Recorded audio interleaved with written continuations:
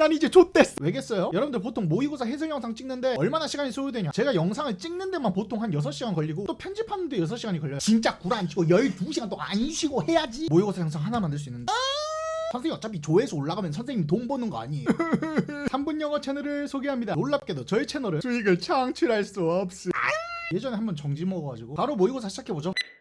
18번 제가 편지를 쓰는데 요즘 너무 걱정이 되는 게 있어요. 아니 우리 피츠버그 기차 스테이션 예전에는 원래 직원들이랑 같이 일했잖아. 근데 최근에 have been replaced 직원이 뭘로 바뀌었다? vending machine 사람이 기계가 됐다. 뭐 그런 거 있잖아요. 뭐라 하지? 키오스크 원래는 기차표 예매할 때 직원들이 이렇게 하나하나 이렇게 표도 뽑아주고 했는데 그 vending machine이 나타나서 어떤 문제가 있었냐. 이런 vending machine의 unfamiliar 이렇게 저 같은 틀리 딱딱들은 어떤 느낌 들어요? 기계 사용하기 너무 어려워. 적응을 못한다고요. 그러므로 저는 뭘 주장해요? 다시 리오프닝 해주세요. 아니 기계가 사람 일 전부 다 해버리면 사람은 뭐 먹고 살라? 기계 다 씨발 망치로 부시. 1번 보기 한번 볼까요? 수리해주세요. 예매 어떻게 출발 시간이 지연됩니다. 감사해요. 다 병신이죠. 사람이 운영하는 매표소 좀 다시 운영해달라. 정답 5번 19번 심경 변화 가운데 끊고요. 모든 배우들이 집중하고 있었다. 연기하는데 근데 갑자기 이 얼서 얘가 떨어져 버렸다. 스테이지에서 졸라 뻔해. 어떤 배우가 무대에서 떨어져 버렸다. 분위기 십창났고 너무 무서워. 근데 나중에 괜찮아져. 맨날 이딴 식. 우리 아스가 눈을 천천히 뜨니까 안 쉬어졌던 숨이 다시 쉬어졌고 신이시여 너 돌아왔구나. 뒤졌다 살아났대요. 자 예수님 찾아보면 desperate 했다가 relief. 너 5번 비싸 한번 읽어봅시다. 제가 이 글을 처음 읽었을 때 여기 gifted child 솔직히 말해서 저도 처음에는 이거 해석이 뭔가 했어요. 우리 gifted 여러분들 우리 보통 gift가 선물이잖아요. 근데 이렇게 ed를 붙여서 pp형을 썼다? 선물 받은 그러니까 약간 재능 있는 이런 뜻인데 gifted child 이렇게 쓰면 무슨 뜻이 되지? 처음엔 저도 이 생각을 했어요. 근데 나중에 글 다 읽고 보니까 여기 보기 보니까 영재성 영재교육 아하 축복받은 선물 받은 아이 얘가 영재를 말하는구나 라는 느낌이 오더라고요. 글 한번 같이 읽어볼게요. 여러분들 글 읽을 때 몰입하세요. 여러분들이 마치 글의 주인공이 됐다고 생각하고 알았냐고요. 자 지금부터 여러분들은 부모가 됐어요. 근데 어떤 부모? 영재를 가진 부모.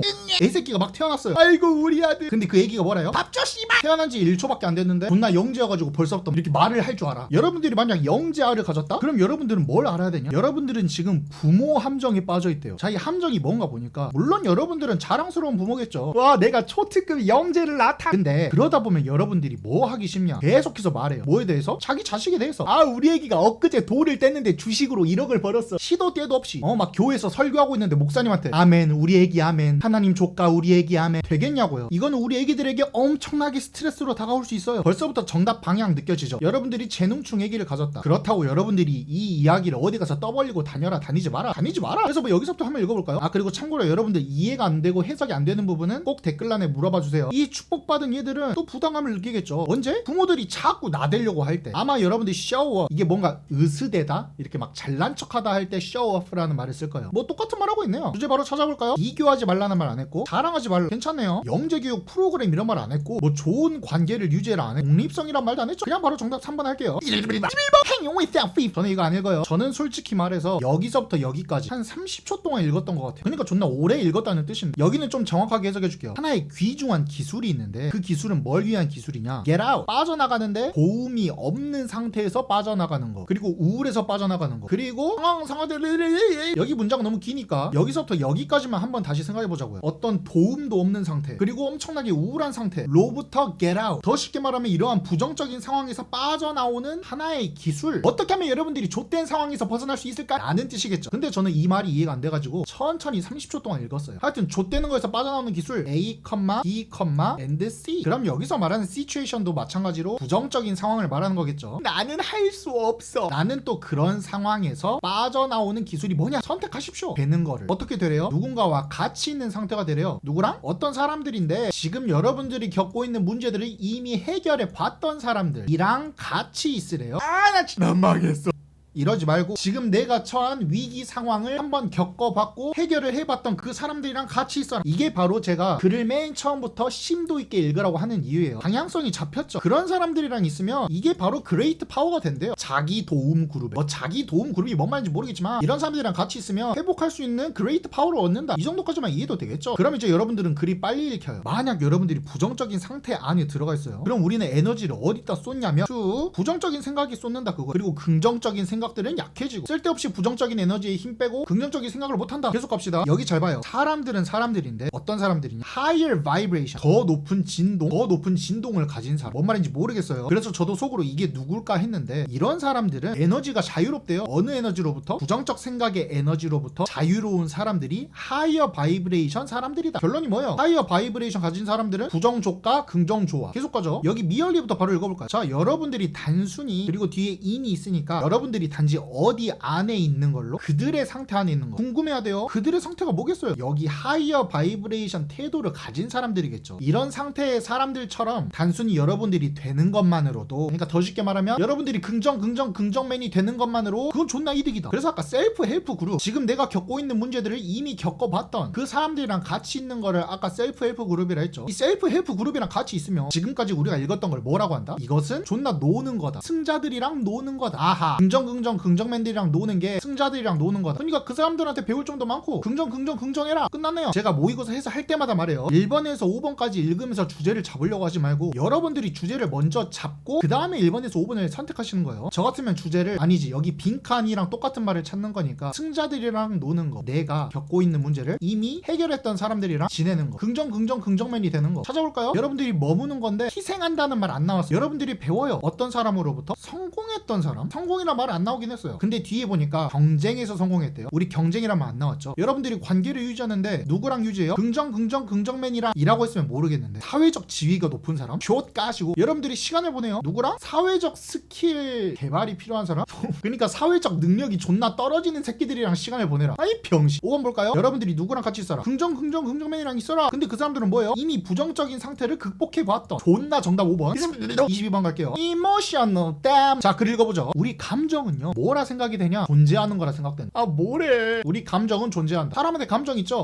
화내는 거, 병신인 거, 병신2. 그러니까 여러 가지 감정이 있는데 이 감정들은 뭘 나타내냐? 그러니까 contribute가 뭐 분배하다 뭐 이런 뜻이었던 것 같은데 그냥 저는 do라고 해석할게요. 우리 감정들은 뭘 하냐면 우리의 생존이랑 밀접한 어떤 행동을 한다. 주제 벌써 나왔죠? 감정이란 생존에 필수적이다. 볼까요? 공포가 있다면 위험에서 벗어날 수 있고, 공포는 뭐예요? 어디서 말벌이 나타나가지고 여러분들 존나 쏠려 해가지고 여러분들이 무서워가지고 도망가. 위험에서 벗어날 수 있고 도움도 청할 수 있고. 무서움이라는 감정이 여러분들 생존에 도움이 되네. 그래서 진화론적 관점에서 보잖아요. 이 감정이라는 건 어떤 프로그램이에요? 자, 여러분들 어떤 감정이 발동이 돼요. 그럼 그건 뭘 지시하냐? 우리한테 어떤 행동을 지시한대요. 야 씨발 위험해 도망가. 야 존나 슬프니까 사람들을 만나. 지금 기쁘니까 춤을 춰. 감정이 우리 상태에 영향을 준다. 예를 들면 또 예를 든대요. 공포는 어떻고 뭐 또 어떤 감정은 어떻고 뭐 그런 이야기 또 나오겠죠. 그래서 제 기억으로는 저 여기까지 읽고 안 읽었을 거예요. 왜냐? 감정이 우리 생존에 영향을 준다라고 했죠. 근데 여기서부터 여기까지 다 똑같은 이야기야. 근데 for example이 나왔어요. 지금 글의 요지를 찾는 건데 글의 흐름이 바뀌기는커녕 오히려 예시를 들면서 감정이 생존에 어떻게 영향을 주는지 계속 구체적으로 설명만 하고 있네. 바로 정답 찾아도 되겠어요. 1번 과거 경험이 현재 감정. 과거랑 현재 이야기 아니죠. 운명의 팔달에 고추.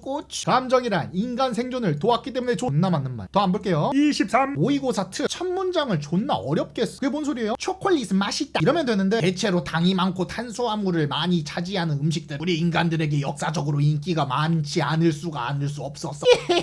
굳이 어렵게 쓴단 말이에요. 그래서 첫 문장 읽었을 때 바로 안 읽혀도 정상이니까 여러분들은 약간의 여유를 갖고 천천히 읽어보세요. 이 accessibility가 입장, 허락, 뭐 정확히 어떤 느낌이었죠? 이게 가능하게 하는 거? 뭐 저는 까먹었는데 여러분들은 반드시 이 단어 알고 계시고요. 하여튼 여러분들은 이 accessibility를 업그레이드 시키는데 이건 어디에 쓰는 거예요? 우리 직원들이 일하는 데 쓰이는 거래요. 근데 또 그 직원들은 뭐 하는 직원들이냐면 일반적으로 약간 장애가 있거나 불리한 점이 있어요. 노동시장에서. 그럼 여기까지 다시 한번 이쁘게 말을 하면 뭐냐? 우리 일반적인 직장에서 신체적으로 좀 불편한 사람들이라든지 약간 능력이 떨어지는 사람들을 improving 해줌으로써 우리 AI가 improve도 시킬 수 있다. inclusive. 와, 저도 진짜 단어 많이 까먹었네. 저는 기억 안 나지만 여러분들 이 단어 많이 나오니까 꼭 외우세요. AI가 이런 직장의 모습들, 그러니까 디스어드밴티지인 사람들을 improve 시킬 수 있다. 존나 쉽게 말하면 뭐예요? AI가 이 사람들을 도울 수 있다. 끝. 봅시다. 우리 AI 힘이 갖춰진 어시스트, 그러니까 AI가 서포트해주는 장비들 있죠. 근데 뭘 도와주냐? 아까 우리 장애를 가진 사람들 사람들에게 도움을 주는데요. 잘 보지 못하고 말을 잘 못하고 잘 듣지 못하는 그 사람들을 어시스트 해주는 그 AI가 점점 더 퍼지고 있고 인프루빙 시켜주고 있고 작업의 질도 높여줘. 이 장애를 가진 사람들의 한계를 보완해주면 예를 들면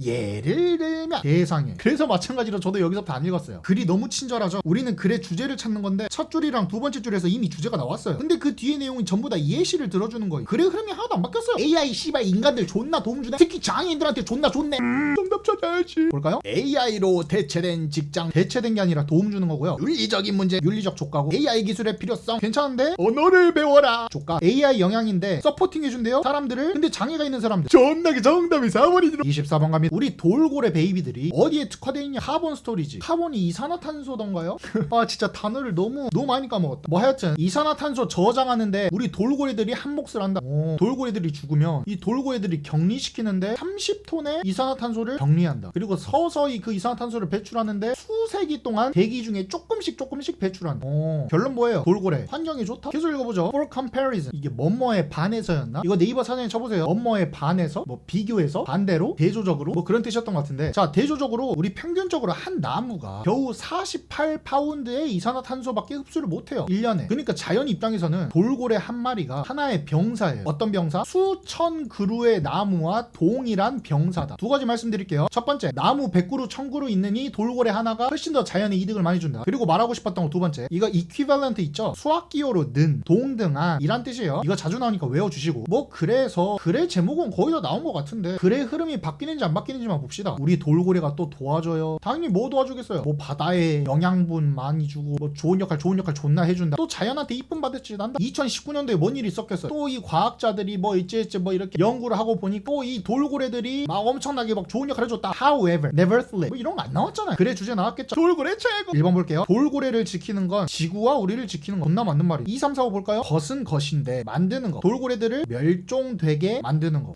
우리 돌고래 새끼들 멸종시키는 거 다 뒤져봐. 이런 건 아니고 돌고래가 존나 많아. 아니고요. 돌고래는 검은 돈 병신. 자연 변화와 그것의 영향. 돌고래 서식지에 영향을 주는 자연 변화? 뭐 서식지가 뭐예요? 1번 갑시다. Let's go. 메소 시퍼버스 법사 볼깝쇼? 자 1번부터 보면 주어가 어딨냐? One of the most 빰빠라빰빠빰 개쩌는 예시들 중 하나. 얘가 주어네요. 그런데 여러분들을 위해서 하나하나 끊어줄게요. 이거 주어인데 of 때문에 문장 길어지죠. 그래서 여기까지 썼다가 of 때문에 문장 길어지죠. 우리 전치사 다음에는 무조건 명사만 와야 돼요. 선생님 근데 이건 관사고 이거는 형용사고 뭐 부사고 뭐 찌워지고 뭐 이렇게 질문하는 사람 있을 것 같은데 girl 소녀라는 뜻과 good girl 좋은 소녀라는 뜻 결국에는 둘 다 소녀를 말하고 싶은 거잖아요. 앞에 이렇게 형용사 good girl bad girl 이런 것도 통째로 명사로 봐줘도 돼요. 그래서 이게 주어예요. 그래서 당연히 뒤에 동사가 나와야 되는데 of 때문에 문장 길어졌고 예시들 중 하나 라고 하고 싶은데 가장 매력적인 예시들 중 하나 그냥 좀 명사를 길게 쓴 것 뿐이고 그럼 이제 진짜 동사가 나와야 될 것 같은데 또 of를 써서 또 뒤에 명사 하나만 나오면 되는데 이번에 뭐가 나왔냐 how. 여러분들 그거 알아요? 이게 뭐 절대적인 건 아니지만 단어를 써야 되는 자리에 여러분들이 만약 문장을 쓰고 싶다 when, where, why, how 이런 거 쓰면 문장을 쓸 수 있어요. 선생님 뭔 말인지 모르겠어요. 이거 제 기억으로는 6월 모의고사에도 똑같이 나왔던 것 같은데 I love you 원래 목적어 자리에 이렇게 단어밖에 못 써요. 그런데 I love you eat chicken 나는 좋아한다. 너가 치킨을 먹는 걸 난 좋아한다. 지금 목적어 자리에 문장이 나왔죠. 이게 왜 가능해요? 앞에 that이 생략됐거든요. 지금 말하고 싶은 게 뭐냐면 우리는 분명 명사 단어만 하나 넣어야 되는데 만약 문장을 넣고 싶다? that 뿐만 아니라 why, how 우리가 보통 관계 부사라고 하죠. 이런 것들이 들어가면 문장을 쓸 수 있다. 중학생 때 배워요. 그래서 여기 of 뒤에도 마찬가지 단어만 써야 되는데 how가 나온 거 보니까 우리는 뒤에다가 문장을 쓸 수 있는 거예요. 여기 주어, 여기 동사, 여기 목적어. 근데 목적어가 또 전치사 of 때문에 또 길어졌어요. 여기서부터 여기까지가 목적어네. 지금 이거 구조 보여요? 마지막 설명입니다.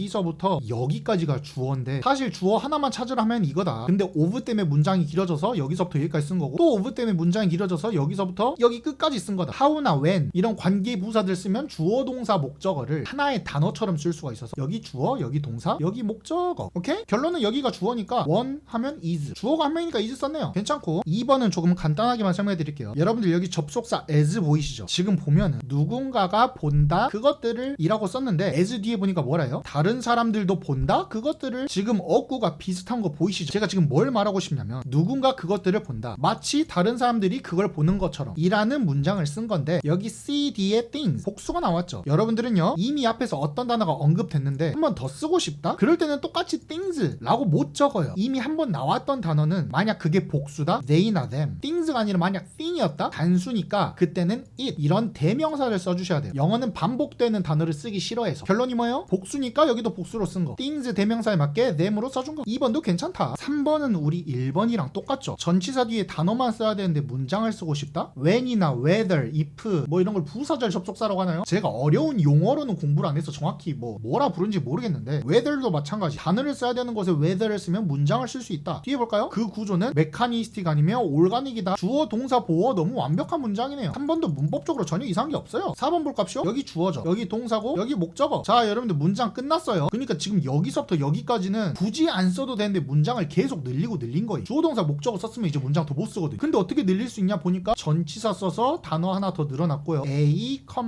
B, and C. 그러니까 겨우 with 하나 가지고 단어를 3개나 나열한 거네요. 그럼 이제 또 문장 못 써요. 근데 involved가 왜 나올 수 있어요? 100%죠. 얘는 동사일 리가 죽어도 없겠죠. 이미 앞에서 주어, 동사, 목적어 다 끝났는데 동사가 어떻게 나와요? 얘는 과거 분사일 수밖에 없죠. which is involved 이렇게 쓰였을 수밖에 없고 is involved는 수동태니까 뒤에 당연히 목적어가 못 나오겠죠. 목적어 못 나오는데 문장을 더 쓰고 싶으니까 전치사 in을 붙였네요. 너무 문장 깔끔해요. 선생님 설명이 너무 대충인 거 아니에요? 뭐 어디서 많이 들어보긴 했는데 좀 더 자세히 설명 주셔야 돼.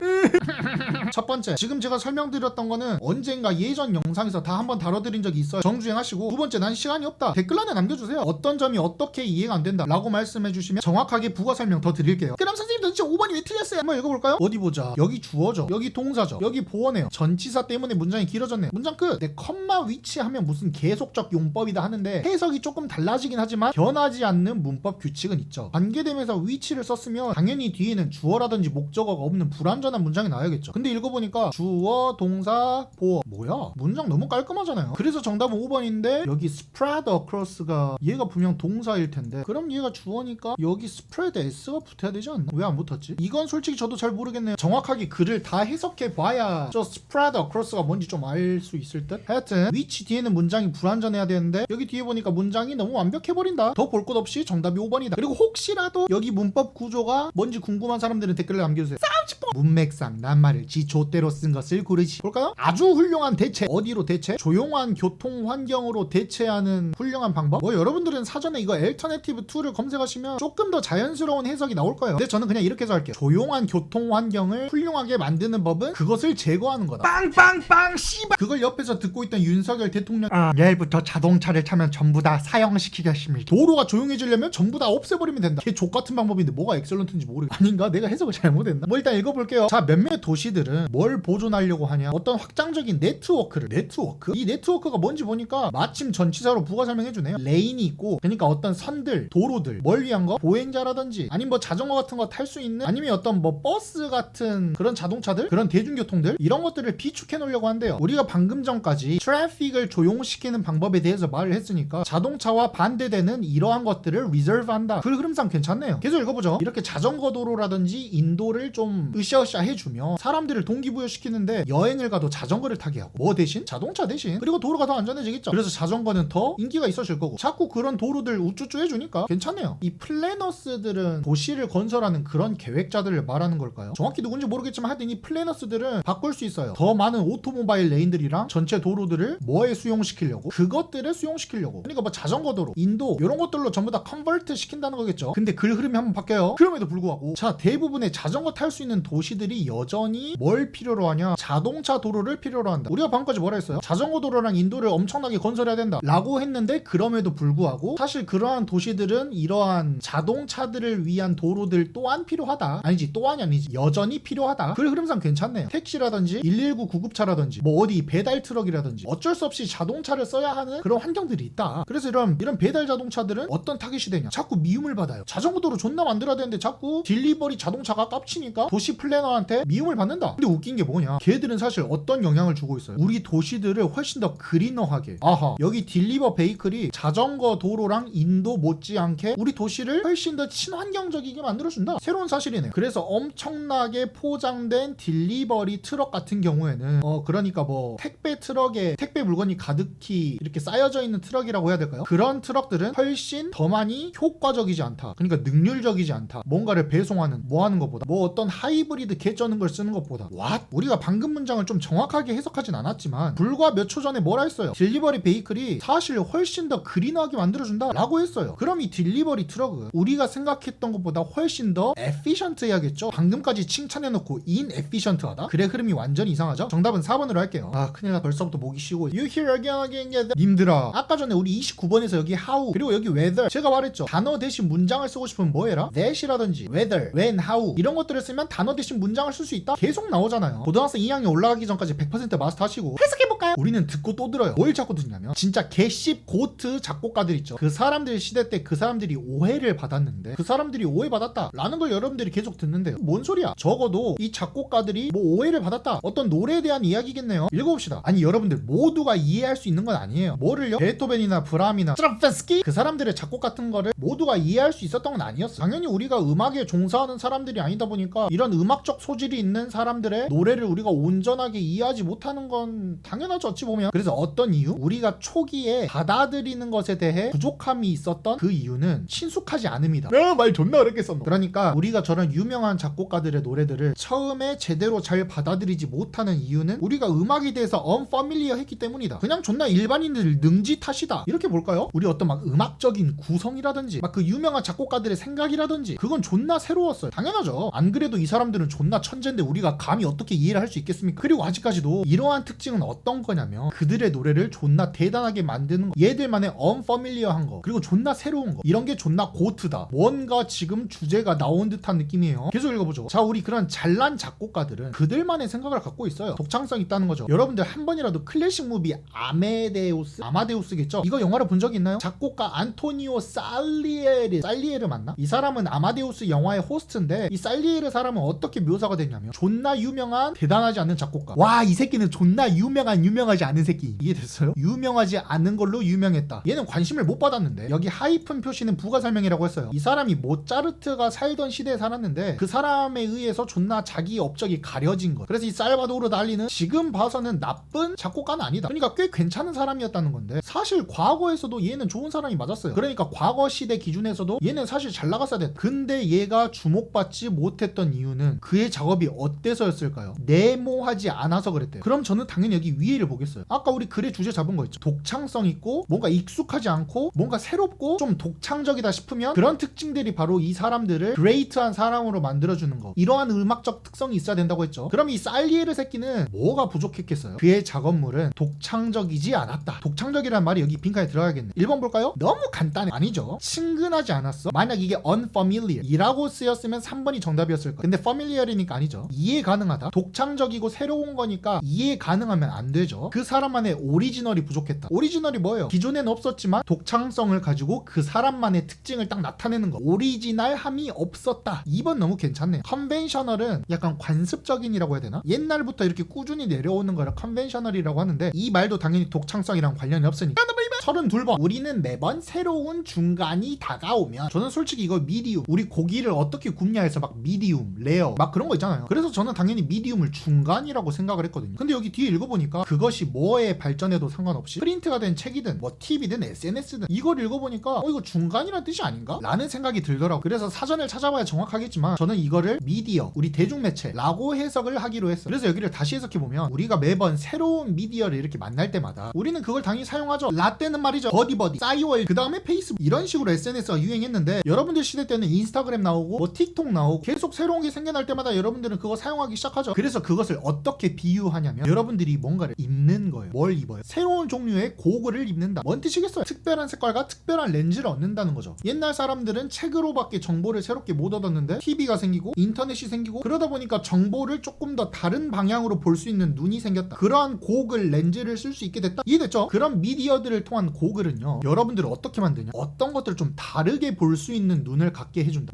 좋게 말하면 여러 가지 정보를 볼 볼 수 있게 해주지만 좀 나쁘게 말하면 누군가는 선동될 수도 있고 누군가는 어떤 정보를 단편적으로도 볼 수 있고 사람들의 시각이 엄청 막 다양해지겠죠. 뭐 그러다 보니까 댓글에서도 맨날 사람들이 싸우고 그래서 만약 여러분들이 TV를 본다고 가정해봅시다. 근데 뭐 하기 전에 여러분들이 메시지를 흡수하기 전에 어떤 TV쇼에 의해서 뭐 이건 TV 프로쇼 이름인가 봐요. 그러니까 여러분들이 TV쇼를 통해서 어떠한 메시지를 받아들이기 전에 지금 이 말 이해했어요? TV에서 어떤 말이 흘러나오는데 그 말을 여러분들이 받아들이기 전에 여러분들은 세상을 어떻게 받아들이기 시작하냐면 아 우리 세상은 이런 모양이다. 어떤 모양? 텔레비전 그 자체 모양처럼 만들어졌다. 우리 세상이. 이건 그냥 제 생각인데 원래는 해석을 조금 더 정확하게 해야 되는 건 맞아요. TV에서 어떤 말을 하기도 전에 여러분들은 그저 TV를 보고 있으니까 여기 TV에서 지금부터 하는 말들은 전부 다 진실이겠지. 이게 세상의 전부겠지. 너무 극단적이긴 하지만 이런 식으로 앱솔브 할 준비가 되어 있게 사람이 좀 바뀌어진다? 그런 말을 하고 싶어 하는 것 같아요. 그래서 이러한 현상들을 보고 여기 마셸 이 사람은 뭐라 말했냐면 매 시간 새로운 그런 미디어들이 나타날 때 그 미디어들은 뭐예요? 사람들이 새롭게 의사소통할 수 있는 뭐 인스타그램이나 TV 같은 거 그런 게 나타나면 It has buried 이게 아마 거기에는 메시지가 숨겨져 있다 이런 뜻일 거예요. 예전에 제가 이런 비슷한 문장을 봤는데 이렇게 하나하나 직독직해서 해석이 안 되더라고요. 그래서 다시 자 우리가 의사소통할 수 있는 TV나 인스타그램 같은 거 그거를 마주칠 때마다 거기에는 메시지가 숨겨져 있는데 그게 뭐냐? 이러한 미디어들은 우리를 어디로 이끄냐? 이렇게 하게 이끈다. 여러분들 만약 32번 틀리셨으면 화면을 잠깐 멈추시고 저기 빈칸에 어떤 말이 들어가야 괜찮을지 한번 생각해보세요. 이러한 미디어들은 우리를 어떻게 만드는 것 같아요? 5초 드릴게요. 5 4 3 2 1. 저 같으면 사물이나 어떤 현상을 똑바로 보지 못하게 만든다. 비판적 사고를 못하게 만든다 라고 쓸 것 같아요. 그래서 여기 밑에 읽어보니까 정보가 여러분들한테 닿는 그 방식이 훨씬 중요하다. 뭐보다? 정보 그 자체보다. 이게 뭔 뜻이겠어요? 이 정보가 맞는지 틀린지 그건 상관없이 나 이거 TV에서 봤는데? 나 이거 인스타그램에서 봤는데? 그 정보 자체가 뭔지는 중요하지 않은 거예요. 인스타그램 유튜브에서 봤으니까 그냥 그게 진실이 되고 이게 설령 거짓이어도 상관이 없어지는 그런 현상이 생겨버린다. 1번부터 볼까요? 세계를 보는데 어떻게 봐요? 새로운 코드에 맞춰서 세상을 본다. 인스타그램이면 인스타그램에 맞게 세상을 보고 유튜브면 유튜브에 맞게 세상을 보고 약간 편협적으로 세상을 보게 되는 거. 1번 괜찮은 것 같고요. 2번 봅시다. 새로운 미디어로부터 정보를 우리가 무시하나요? 오히려 엄청 받아들이고요. 우리가 엄청나게 이해를 깔끔하게 하고 집중하게 되나요? 이런 말도 안 했고요. 정보를 해석을 해요. 뭘 통해서? 전통적인 렌즈 좋아하네. 새로운 미디어가 나타날 때마다 그걸로 우리가 바꿔 탔죠. 4번 아니고 여러 가지 미디어를 즐긴다? 주제랑 전혀 관련이 없는 괜찮은 건 1번이에요. 저는 사실 33번 같은 글이 좋아요. 이 정도 수준의 글이 고등학생 1학년들한테 나올 수 있는 가장 어려운 수준의 글일 것 같거든요. 사실 고2, 고3 되면 이 정도 수준의 글이 약간 보통 난이도가 되는 그러니까 지금 고1 여러분들한테는 이게 엄청 어려운 거지만 고2, 고3만 돼도 이게 약간 보통 난이도로 나오는 정도로 출제가 되니까 여러분들이 고등학생 1학년 때 이런 문제점을 맞춰주셔야 그래도 안정적으로 3등급 내지 2등급 정도는 맞을 수 있지 않을까. 고2, 고3이 돼서요. 핵심은 뭐냐? 어려운 말을 쉬운 말로 바꾸어 쓸 수 있는 여러분들이 이해할 수 있는 말로 쉽게 바꾸는 훈련이 되셔야 돼요. 같이 한번 읽어볼게요. 어떤 개념이랑 정의가 중요하대요. 인간의 생존에. 그럼 대부분의 학생들은 그냥 바로 다음 거 읽어요. 근데 저는 절대 안 읽어요. 생각해봅시다. 어떠한 개념이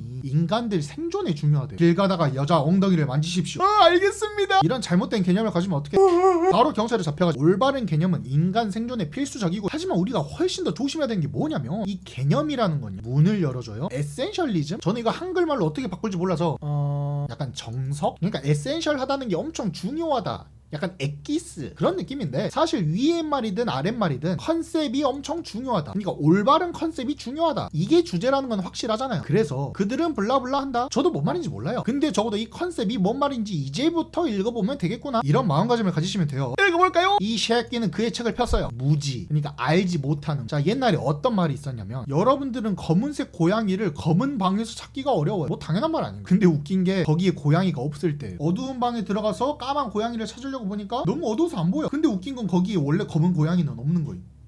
방금 저희가 읽었던 문장은 너무나 완벽하게 그 에센스에 대한 정의를 해주는 것 같아요. 그러니까 사실 여기 정의를 해준다라는 해석은 아니에요. 저는 제 식대로 쉽게 해석했을 뿐입니다. 여러분들은 정석대로 해석해보시고 뭐 이렇게 말을 바꿔도 괜찮겠다. 저는 여러 번 훈련이 됐다 보니까 그냥 이렇게 해석해도 되겠다 싶어서 이렇게 해석한 거예요. 방금 우리가 읽었던 그 검은색 고양이 예시는 에센스에 대한 완벽한 설명이 되는데 자 봅시다. 우리 사람들의 역사를 살펴보면 진짜 많은 과학자들이 예시가 있대요. 근데 이 과학자들은 과실이 없는 그러니까 개 좆도 쓸모없는 없는 에센스를 위해 존나 연구를 한 사례들이 많다 그거예요. 왜? 걔들은 잘못된 컨셉을 가졌거든요. 그들의 가설에 대한. 와! 여러분들 느낌 와요? 아까 여자 엉덩이를 만져도 된다는 새끼가 이상한 컨셉을 가져가지고 이렇게 경찰이 끌려갔잖아요. 그래서 올바른 컨셉이 서바이벌에 중요하다라고 했는데 과학자들 같은 경우에도 잘못된 컨셉을 가진 애들이 존나 병신된 사례가 있었다. 올바른 컨셉을 갖는 게 중요하다. 볼까요? 파이어스테인이란 사람이 어떤 예시를 줬냐. 루미니페러스 에 선생님 저 이 단어를 몰라서 그 해석을 못했다니. 씹새야 나도 몰라. 그냥 이거 예시를 들었는데 약간 미스테리한 어떤 물체래요. 여기 컴마가 있으니까 부가 설명해주고 있는 거예요. 이 에더라는 거는 미스테리한 물질인데 그건 뭐로 생각됐냐. 이 물체는 틀림없이 우주를 가득 채우고 있을 거고 이 세상의 빛들은 미디움을 가질 것이다. 그거를 통해 제가 이런 과학적인 사실까지 알 필요가 없죠. 그냥 루미너 퍼러스 에더는 존나 미스테리한 물질이었다. 근데 그 에더는요 사실 블랙캣이었던 거예요.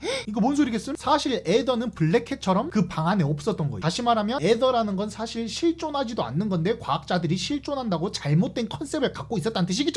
세상에. 그러면 그들은 빈칸했다. 여기서 그들이라는 건 컨셉이죠. 컨셉은 어떤 짓을 해요? 저 같은 경우에는 컨셉이 사람들의 옳고 그름을 기준 세워주는 뭐 역할을 한다? 그냥 좀 쉽게 말하면 컨셉, 올바른 컨셉이 중요하다 일 것 같아요. 제가 이렇게 한글말로 먼저 쓴 이유가 뭐예요? 여러분들이 혼자서 글을 읽은 다음에 이렇게 먼저 한글말을 써놔야 여러분들은 1번부터 5번까지 선지에서 낚일 일이 없어지는 거예요. 봅시다. 컨셉은요 우리를 어떻게 만들어요? 보게 만드는데 실제로 존재하지 않는 것들을 보도록 만든다.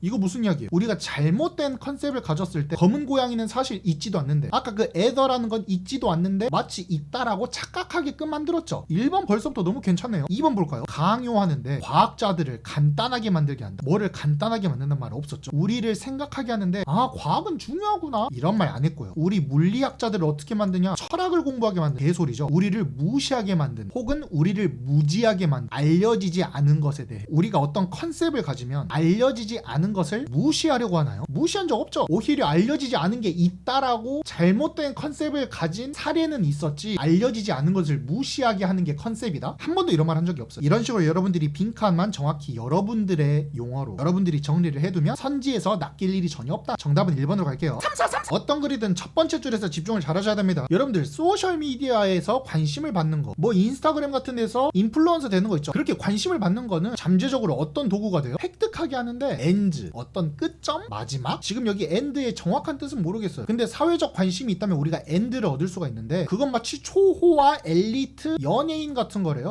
그러니까 여기서 말하는 엔드는 관심의 최고 끝자락, 이걸 엔드라고 말한 것 같아요. 관심 받으면 이 엔드를 얻을 수 있다? 존나 유명한 연예인들처럼. 오케이. 그래서 몇몇 크리에이터들 보면 뭐를 열망하냐? 평범한 명성을 원한대요. 사회적인 엔드로서. 여기까지는 저도 뭔 말인지 모르겠네요. 계속 한번 읽어봐야 될 것 같아요. Not unlikely. 뭐뭐 같지 않은 게 아니. 이중부정이니까 그냥 뭐뭐 같다라고 할게요. 약간 우리 뉴진스나 에스파들처럼 우리 유명인들은 어떻게 해요? 보통 비판받아요. 왜 비판을 받냐? 연예인이 당연히 마땅히 갖춰야 할 스킬이 없다. 이거 약간 르세라핌 생각나네요. 라이브 못한다 해가지고 이런 거에 비판을 받고 막 탤런트가 없다, 능력이 없다, 걔들이 전통적으로 갖고 있어야 될 그 능력이 없다. 그리고 그런 것들은 당연히 엘리트 유명인들이 갖고 있어야 될 것들이고 뭐 예를 들면 연기하거나 노래하거나 그런 능력을 안 갖고 있으면 존나 욕 처먹는다. 오케이. 그래서 이 비판은 뭘 강조하냐면 이러한 사실을 강조한대요. 오케이. 어떠한 사실인지 한번 봅시다. 디지털 컨텐츠 크리에이터, 인스타 하는 사람들이라고 할게요. 인스타 하는 사람들이 마주해 현실적인 장벽을, 그러니까 벽을 마주하는데 어떤 벽을 마주해요? 약간 크로스오버, 교차해야 되는 거 혹은 교차해서 넘어야 하는 그 장벽을 마주치는데 르세라핌이나 뉴진스의 영역을 뛰어넘어야 하는 그 장벽을 마주친다.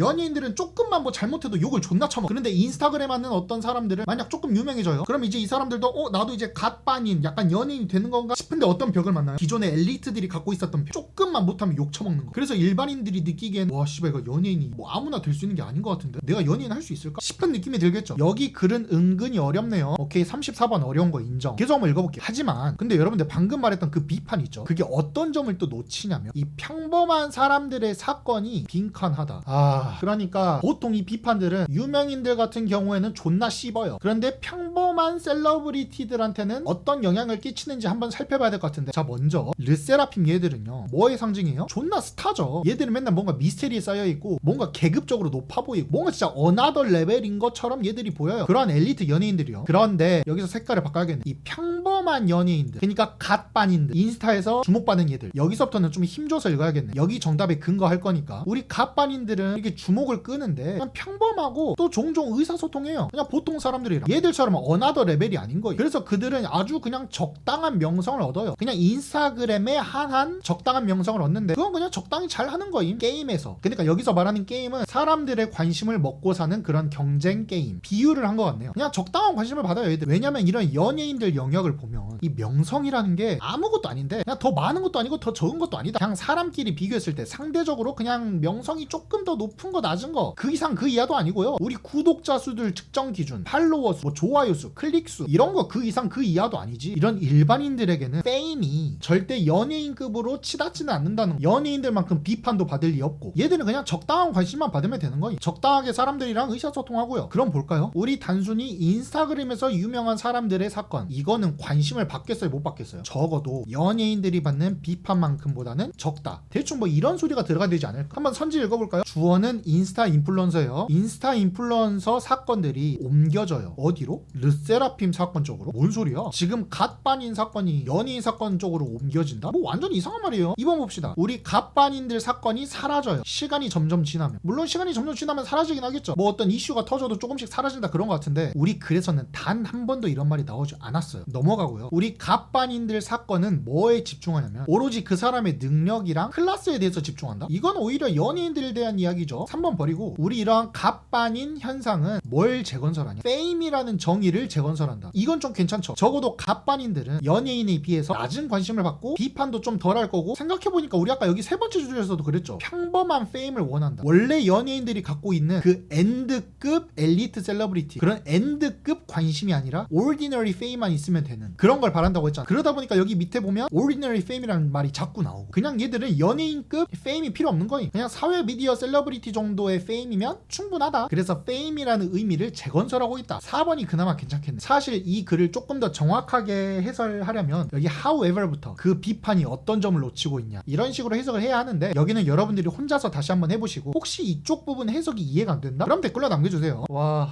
너무 빡세다. 닥쳐이 병치세. 30번 갑시다. 그런 거 관계없는 거. 여러분들 우리는 왜 환상을 가지고 있을까요? 어떤 환상? 시험을 벼락치기 하는 게 가장 최고의 방법이다. 라는 환상을 우리는 왜 갖고 있냐? 그러니까 벼락치기는 왜 최고냐? 그러니까 벼락치기는 최고다라는 생각을 우리는 왜 하냐? 당연히 환상인데 왜 그딴 환상을 갖고 있냐면 우리는 차별화하지 못해요. 그러니까 우리는 구분을 못하는데 사실 우리 사람의 기억이라는 건 여러 가지 기억의 종류가 있는데 뭐 단기 기억, 장기 기억 같은 거요. 그런 걸 우리가 구분을 못한다는 거. 자, 만약 여러분들이 이제 막 교과서를 읽고 나서 혹은 어떤 노트를 읽고 나서 그 정보는 우리 마음속에 있겠죠. 그러니까 우리 대가리 속에 있겠죠. 그리고 그 정보는 어디에 안착되어 있냐면 우리의 의식적인 운동 기억에 저장되어 있다. 그러니까 언제든지 활성화될 수 있는, 나쁘게 말하면 언제든지 지워질 수 있는, 아 이거 기억해야 돼, 이거 기억해야 돼, 이렇게 의식하고 있는 기억이에요. 기억에 대한 이야기니까 글 흐름 괜찮아요. 그리고 우리는 뭐라 느끼냐면 as if, 마치 뭐뭐인 것처럼 느낀다. 마치 우리는 그걸 알고 있다고 느껴요. 방금 노트 펼쳐서 그냥 단기적으로 머릿속에 남아있 던 것뿐인데 우린 그냥 안다고 느껴요. 왜? 그게 단기 기억으로 지금 우리 머릿속에 남아있거든요. 하지만 여러분도 아시다시피 이런 단기 기억은 좆도 아니에요. 장기 기억으로 남을 수가 없는 거예요. 글 흐름 여전히 괜찮아요. 그런 단기 기억 특 몇 초 지나고 몇 분 지나면 어떻게 돼요? 사라지기 시작하겠죠. 글 흐름 여전히 괜찮고 4번 읽어볼까요? 집중하는 거. 어디에요? 새로운 주제 탐험에 대해 집중하는 것을 검토하는 것. 그러니까 복습하는 것보다 예습하는 거. 그건 여러분들의 아카데믹 퍼포먼스를 임프루브 할 수 있다. 35번 틀린 새끼는 나가 뒤지지 말고 글만 제대로 읽으면 35번 같은 문제들은 바로 체크하고 넘어가 주셔야 돼요. 기억에 대한 이야기를 하고 있는데 우리는 기억 중에서도 단기 기억, 장기 기억 이야기를 하고 있는데 여기는 뭐 새로운 주제를 배우는 게 여러분들 학습에 좋은 영향을 준다. 그냥 개뻘 소리하고 정답 4번 체크하고 넘어갈게요. 36번 순서 문제를 많이 어려워하는데 나는 굶었다. 그래서 배부르다.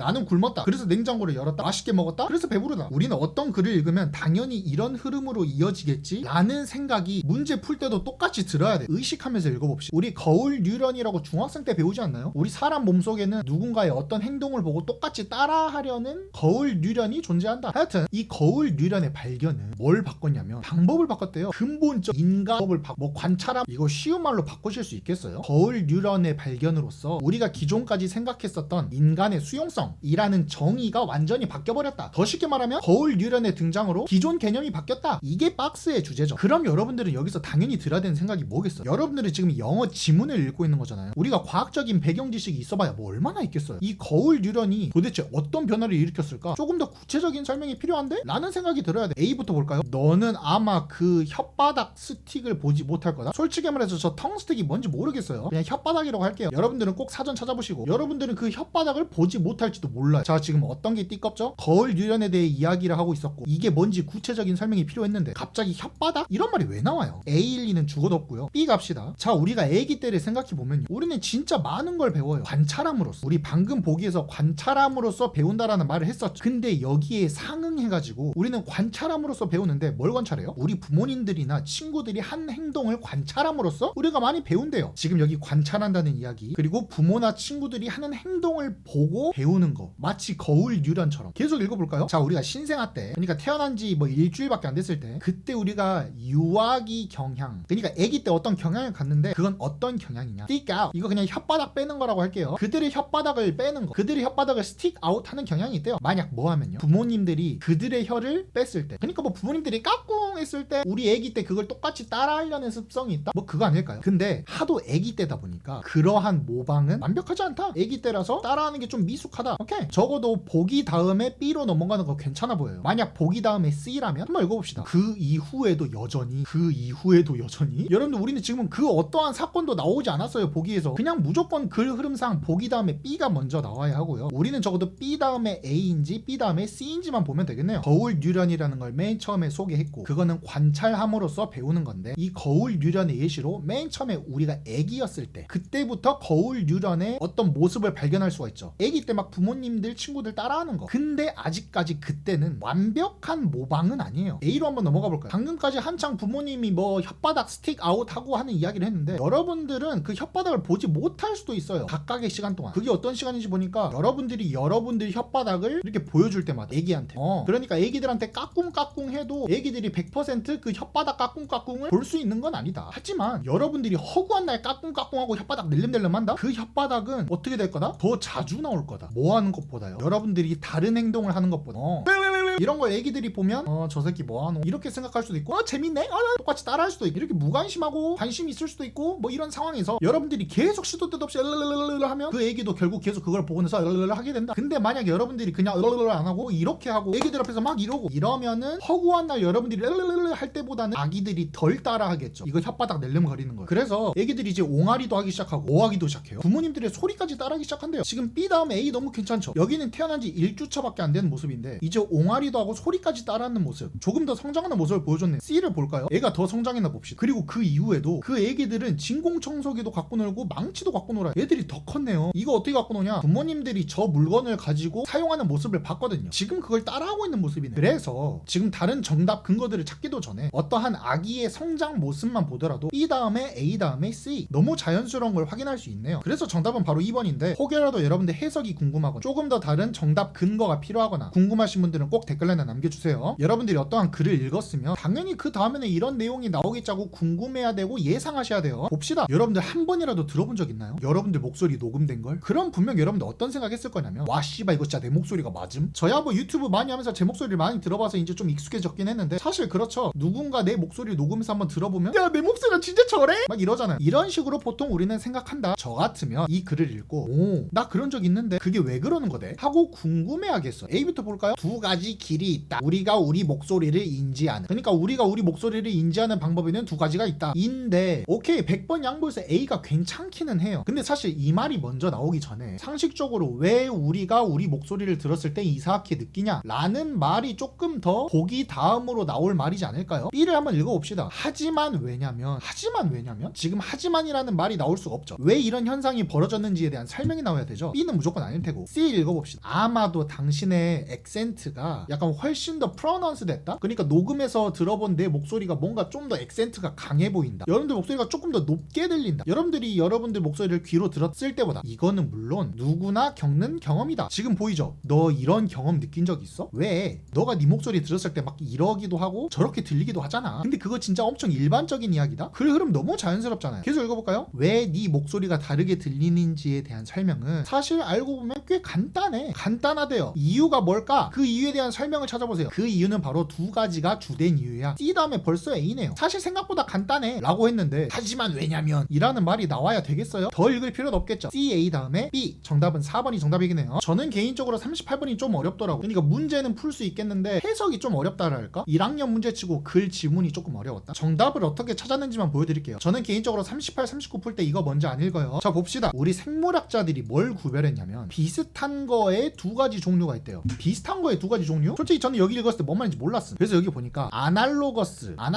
특성이라는 게 있대요. 근데 이거는 뭐 하는 거냐면 공통적인 기능을 하지만 명백히 다른 가지래. 어떤 진화 나무에. 이거 진짜 비유법이 너무 심해서 저도 읽으면서 잘 이해가 안 됐어요. 그러니까 기능은 같은데 명백히 약간 진화를 나무라고 가정했을 때 여기에 자라나는 가지와 여기에 자라난 나무까지 라고 구분 지을 수 있을 만큼 기능은 같을지언정 서로 명백히 다른 거다? 뭐 지금 이딴 소리인데 지금 이해 못해도 괜찮아요. 한번 계속 읽어볼게요. 지금 방금 우리가 읽었던 거는 매우 중요한 감각이래요. 그리고 그것들은 같은 장기가 아니다. 여기까지도 뭔 소린가 했더니 다행히도 예시를 들어줘요. 그래서 저는 여기서부터 아하 좀 이랬습니다. 자 우리 생각해보면 우리 새들의 날개랑 벌들의 날개가 있는데 걔 둘 다 기능은 명백히 같죠. 날기 위한 거니까 이런 점에선 비슷해요. 날기 위해서 만들어졌다는 게. 그런데 명백히 걔들은 진화적으로는 좀 다르죠. 왜? 새는 깃털 있고 날개가 크고 벌은 깃털이 없고 날개가 엄청 얇고 똑같은 날개지만 벌의 날개랑 새의 날개는 확실히 다르다. A 나무까지 B 나무까지처럼 완벽하게 구분이 가능하다. 똑같은 날개지만 구분이 가능하다. 이런 점이 있어요. 계속 읽어보니까 이번에는 박쥐의 날개래요. 그리고 이번에 또 어떤 날개인지 보니까 말의 앞다리 느껴지시나요? 만약 지금 글의 흐름이 자연스러우려면 똑같은 날개는 날개인데 벌의 날개, 새의 날개는 서로 완전히 다르다. 근데 지금 갑자기 무슨 박쥐의 날개랑 말의 앞다리? 이건 기능이 전혀 같지 않죠. 그래서 저는 이때 박스로 넘어가 보는 거예요. 반대로 호모그로스 특성이라는 건 뭐냐면 이럴 수도 있고 아닐 수도 있다. 뭔 소리예요? 기능이 같을 수도 있고 다를 수도 있다. 하지만 공통된 조상으로부터 물려받았다는. 그냥 더 안 읽을게요. 사실 지금 여기서 느낌이 오셨어야 돼. 기능이 같을 수도 있고 다를 수도 있는 거. 지금 날개랑 다리는 기능이 완전히 다르잖아요. 아까까지는 날개를 비교했는데 날개 다리 갑자기 전혀 공통성 없는 이야기가 왜 나왔나 싶었더니 이 박스가 3번 자리에 들어가면 공통성 없는 이야기가 들어가도 괜찮겠죠. 그래서 정답을 3번으로 체크할 수가 있는 거예요. 39번은 38번에 비해 글이 어렵진 않았어요. 이것도 해석 위주로 도와드릴게요. 우리 바닷물은 뭘 갖고 있냐면 존나 풍부한 용해된 산소? 이게 산소가 맞는지도 모르겠네. 바닷물엔 산소가 많다. 그 의미는 뭐냐? 모든 바다 생물체들이 숨쉬며 살아갈 수 있을 정도로 풍부하다. 산소가. 오케이. 그래서 이 바닷물이라는 건 엄청 오랫동안 만들어졌는데 이게 잘 보면 우리 차가운 물이요 훨씬 더 많은 용해된 산소들을 갖고 있대요. 따뜻한 물보다. 아하, 그게 무슨 의미인가 보니 이게 바로 어떤 이유다? 차가운 극지방 바다들이 생명체들이 훨씬 많은 이유다. 왜? 차가운 물에 훨씬 더 산소가 많으니까. 뭐에 반면에요? 이렇게 열대야 지방에 있는 바다들이 상대적으로 생명체들이 적은 반면에. 오케이. 글 흐름 계속 자연스럽고 이것이 걱정이고 잠재적인 재앙이다. 글 읽을 때 항상 주의하세요. 지금 전혀 재앙 같은 소리도 안 나왔어. 그냥 차가운 물이 따뜻한 물보다 훨씬 더 산소가 많고 생명체들이 살아가기 좋다. 이런 이야기를 하고 있는데 갑자기 지금 재앙 같은 이야기가 왜 나오겠어? 박스를 볼까요? 그러므로 우리 전 세계적인 걱정거리죠. 지구온난화는 뭘 높여요? 우리 바닷물의 온도를 높여요. 그럼 여러분들 어떻게 되겠어요? 당연히 악시즌이 디크리즈 하겠죠. 그럼 그제서야 이게 바로 하나의 걱정거리가 되고 잠재적인 재앙이 되겠죠. 바닷속에 산소가 부족해지면 생명들이 생명을 잃을 거니까. 너무 글 흐름 자연스럽죠. 정답은 2번으로 체크할게요. 자, 영상 마무리하기 전에 첫째, 궁금한 해석, 궁금한 문법, 그리고 왜 정답이 되는지 궁금한 게 있다면 꼭 댓글을 이용해줄 것. 두 번째, 없어요. 세 번째, 물어보고 싶은 거, 막 조언을 구하고 싶다든지 언제든지 카톡 DUDRHKD952 카톡 주세요.